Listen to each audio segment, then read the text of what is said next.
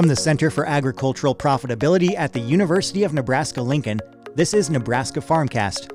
I'm Ryan Evans. Understanding your farm's finances is critical to making sound decisions and positioning your operation for success. But the accounting methods used for tax purposes don't always provide the information needed to properly manage your business. Today, I'll be talking with Shannon Sand, who will explain the key differences between tax accounting and managerial accounting.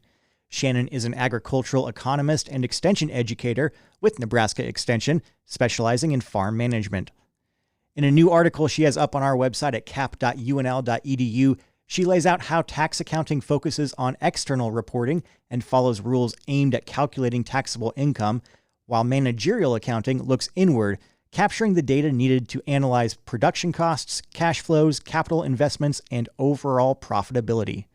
Shannon, thanks so much for joining me. Thank you for having me, Ryan. I really appreciate it.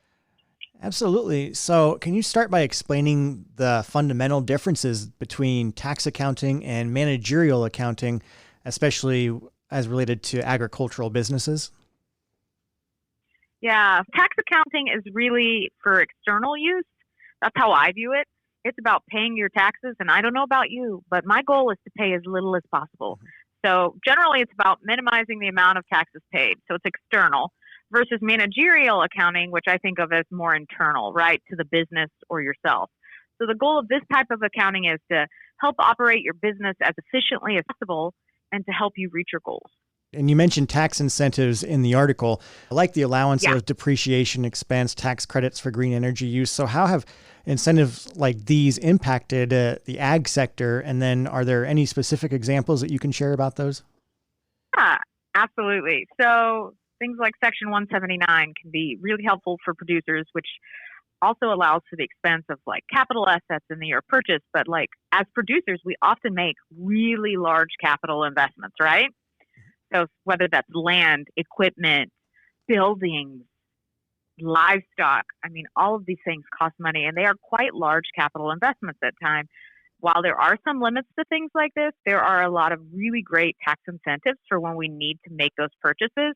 And depending on the tax year, because I do have to give the caveat here that this changes every year, the way that's deducted, you're going to pick one way and stick with it throughout the life of that asset. But again, depending on the year, sometimes those can be different. There are lots and lots of options that really can help you in terms of incentivizing you to make those capital asset purchases that you really need to make for your operation anyways. And then for green credits, anyone who's involved in a conservation plan, some of those expenses are potentially deductible, as well as things like if you're putting in solar or wind power, there's lots and lots of options for green credits. And again, if these are things that you were already potentially thinking about doing anyways, in terms of like conservation plans or things like that, it might be a really good thing to look into, especially if you have a great tax accountant. That's the best thing you can have is a tax accountant you can call and ask these questions to. But stuff like this, it really does help a producer, be able to minimize their taxes and really push forward some of their goals. Yeah, absolutely. And with those producers having more access today to information and so much data, more than ever has been available before, how has managerial accounting evolved to cater to the modern day needs of farmers and ranchers? Honestly, just in terms of the information we have available, I mean, thinking about it sometimes is almost mind-boggling because of how much we have. But depending on how it's stored, how much you have access to, because different producers are going to have different levels of information available to them. I have some producers that set things up by different herds, different fields, separate operations altogether, just to determine opportunities and use that information to be able to monitor expenses. So using that information, it really gives producers and managers additional tools to manage risk.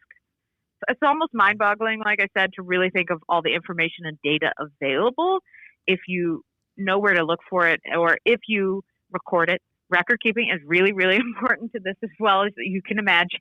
So, having a good record keeping system, but it's really just incorporating all of the data points together and looking at your operation or operations, because a lot of people are really diversified and they may want to, again, set it up separately, or you may want to roll it all together. Depends on your operation, depends on your person.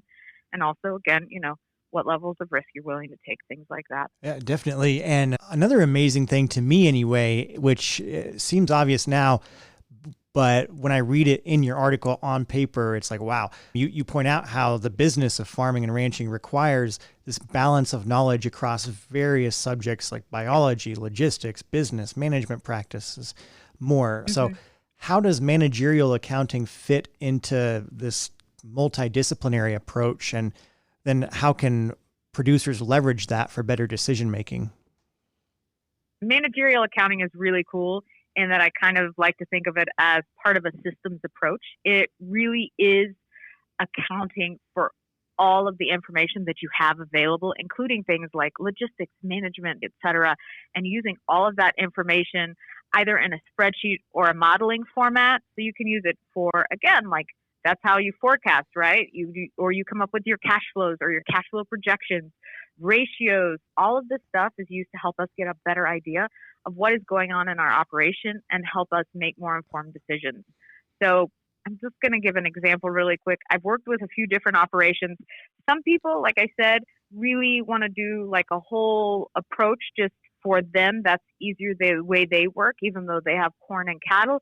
And then I have some people that, they really want to break it down by their like Angus herd versus their Hereford herd versus their commercial herd. And like, I've had people, and when the years are tough and we just came out of a drought, using information like this, they used it to forecast and they were like, okay, well, we know we need to make larger culls than we thought. And then it helps set trigger dates and things like that. It really provides an additional tool in the toolbox, but it kind of accounts for all the information that's out there and hopefully can help us make more informed decisions.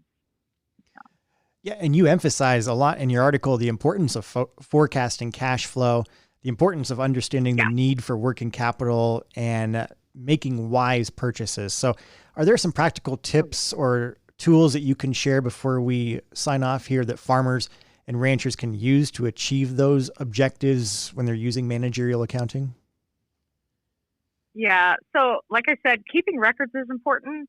By keeping track of our physical inventory, such as our animals, our equipment, our bushels, our storage, our fuel, our labor, you can dig as deep as you want, basically is what I always like to say with regards to managerial accounting.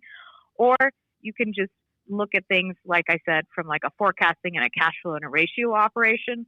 You have a lot of options out there. You can use things like Quicken or QuickBooks. There's Easy Farm. There's really tons and tons of options. And like I said, I'm just very simple in that I'm a spreadsheet kind of gal. So that tends to be what I go to. But there are whole softwares out there available to you. And nowadays our phones, not always, but most of the time we have signal. Again, not always. Not at my parents' house. Uh-huh. But a lot of other places have signal. So, again, and you have access to this on your phone. There are apps out there. It's amazing, the stuff that's out there that can really just help us keep track of this stuff. And we can go home and input this in, again, to our spreadsheet or your software that's right on your phone. And some of these things can come up very quickly. And it's really amazing what's out there. Well, great stuff there from Shannon Sand, agricultural economist and extension educator with the Center for Agricultural Profitability. And again, you can find her new article on managerial versus tax accounting on our website at cap.unl.edu. Shannon, thanks so much for the great information today. Thank you for having me, Ryan. I really appreciate it. Nebraska Farmcast is a production of the Center for Agricultural Profitability at the University of Nebraska-Lincoln. For the latest research-based information and education resources to manage your farm or ranch operation, visit our website at cap.unl.edu. That's cap.unl.edu.